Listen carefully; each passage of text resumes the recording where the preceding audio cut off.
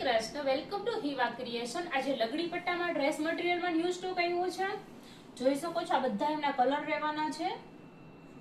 આપણે ઓપન બી કરીએ, આ બધા જ કલર છે।